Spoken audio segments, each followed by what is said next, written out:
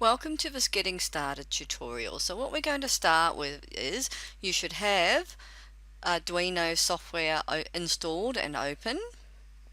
And what we're going to do is to test that you've connected your Arduino and ThinkerShield correctly to the computer and then made sure that the computer recognizes it. So here I have a sketch that has already been opened. Now your teacher will show you how to access these sketches. A sketch, of course, is the program that runs to control your Arduino board. Okay, so how do we do that? How do we check that we recognize our Arduino board?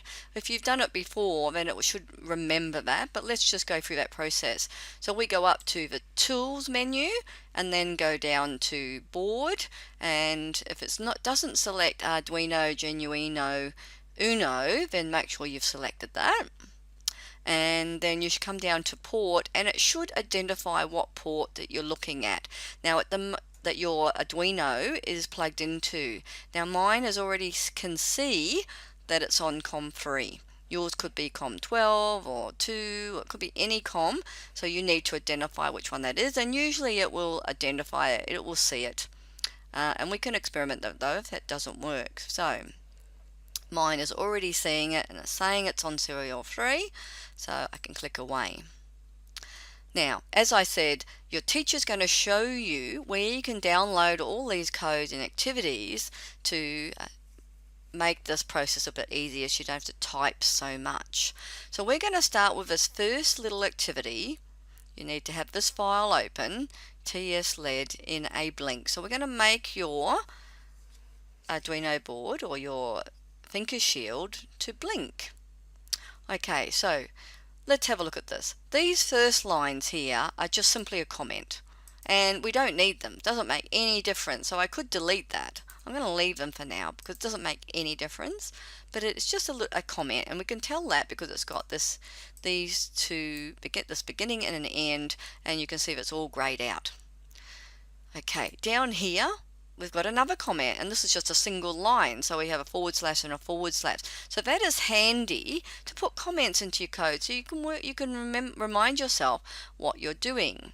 So what this is saying, your ThinkerShield has a LED connected, and we identified that in an earlier lesson. We looked at the shield and we identified all the different parts of it. And on your shield you have a pin 13. It should have D13, D12, D11, D10, D9, D8. They are the LEDs on your ThinkerShield. Now the first thing we need to do is to give it a name, and let's call it LED. Okay, so what we do is we say LED, that's the name of it, and we need to give it a value.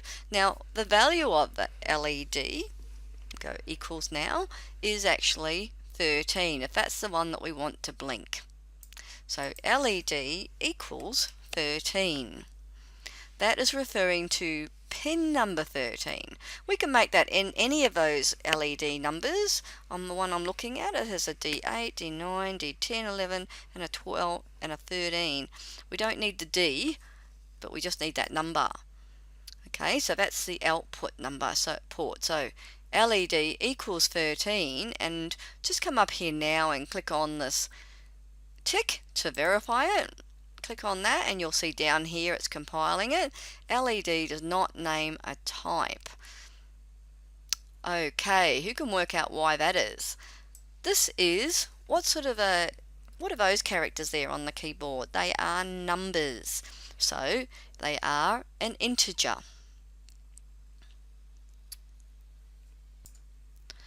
So LED does not name a type. It's saying to you, what sort of a type is it? What is an LED?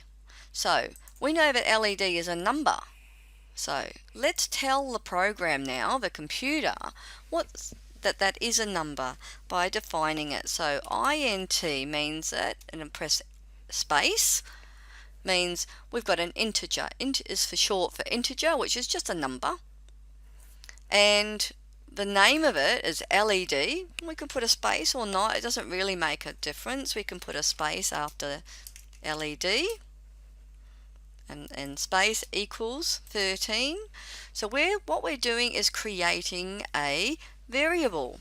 So let's put in a comment so that we know we can remember that. So creating a variable. Remember, a variable is just like a little storage box, and it's going to store something. We've called it LED and given it a value of 13. So you need to do that. Create your type that under this line here, int LED equals 13. Give it a little comment so you'll remember that, because that's important. Now down here, now we know that void setup will repeat. Okay, so we've got a loop down here, and that will just keep going around and around and around. So we want when the program starts, when our control technology starts, we want to look at pin mode. We want to look at the LED, and we've told it that the LED is on output number 13, and we want to display it. So check that again, verify it. Alright, so I've missed, it's saying it's expecting a comma or a semicolon before void. So when we create a variable, we need to have a semicolon. Find that on your board, on your keyboard now. Okay, so we need to put in a semicolon. Let's try it again, and I'm going to purposely make these mistakes because I want you to be able to spot them in the future and understand what these messages are saying. So let's tick that to verify it, and let's see if it's happy this time. Yep, it's processing, and it looks pretty happy with that. So no error messages. So we've got an LED with a value of 13, and in this void setup we know that that only works once. So anything we put between these two curly brackets only gets initialized once. So we've got a comment here to help us. It says to initialize the digital pin as an output. So we're saying that pin number, pin mode, so pin number, there's the number of it because we know that that's an integer and it happens to be 13, is an output. We're saying that pin LED, so number 13, is an output. Let's scroll down. That only happens at the beginning, just to initiate your board. Down here we have the loop routine, so the void loop is a loop. It means it keeps going and going and going. The line to show the flashing light is digital write.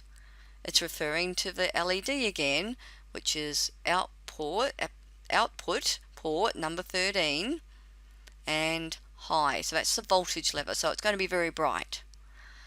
We've used this line before too, the delay, so that delays for 1,000 milliseconds, which is 1 second.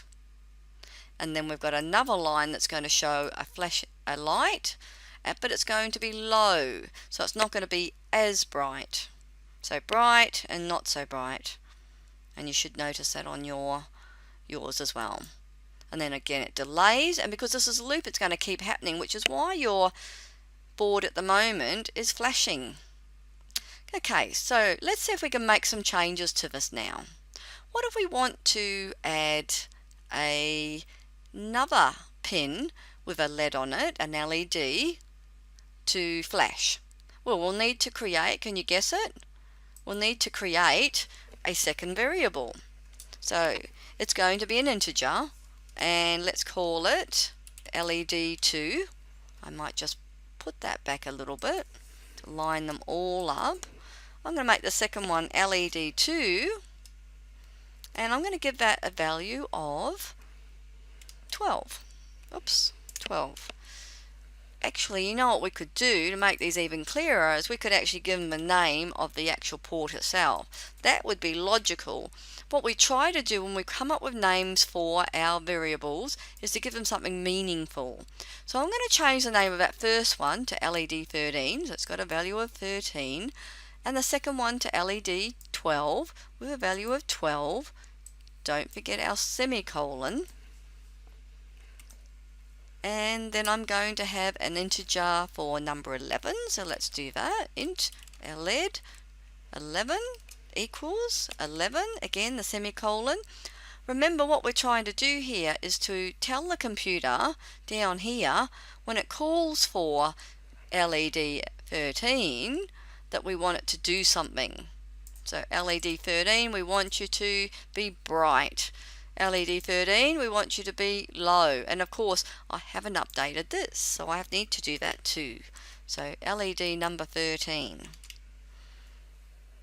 Now can you guess what we need to do next? Well, we can simply copy these lines of code, these ones here that are talking about the LED 13. So let's copy that. Let's leave a little bit of a space and then put in, just so we can see the differences here. And because we have copied and paste, we need to be mindful that now I want that to be number 12 and 12. And I'm going to do it again as well. Paste it again. Remember, this one's going to be 11. 11. And 11. We don't need all of this now either, so we can get rid of all of that. That's just comments for us to tell us what it's doing. And we only need to see that once. You can leave it there or you can take it away, but it doesn't make a difference to your program. So we're calling here LED 11 twice, LED 12 twice, and LED 13 twice. Here we're setting up the routine once to set the output pin for LED, which we don't have anymore, so we need to make that number 13. We also need to set it for the other pins. So pin mode, again, watch out for your capitalizations. There's a capital M there, and then we want to initiate pin number 12 as an output. So it's not an input, it's an output. And let's create the next one. So lowercase pin mode LED 11, copy, output, close your bracket, and vitally don't forget your semicolon. So let's test this. Let's verify it and make sure we're not getting any errors. Okay, so it's done compiling and it's happy. We haven't got any errors. So all's good. We've initialized these pins so that the board will know what we're talking about. They'll be ready to work. We want to digitally write to, so we want to send information to LED 13. Okay, LED 13, which has a value of 13, to turn the LED on as a high. And then we want to delay for 1,000 milliseconds, which is a second, and then the same light to be low, and so on. Then we're going to the LED 12 and then LED 11. Do you remember the next step? If we want our board now to have this program, we need to send it to the program. It's what we call uploading. So first of all, let's save this. So this icon up the top here, let's save it. Now let's upload it. So it's uploading, we can see that, and it says it's done loading. If you look at it now, you should be blinking on alternate lights. There, look at that. That looks so cool. Well done. If you got that far, you've done very well.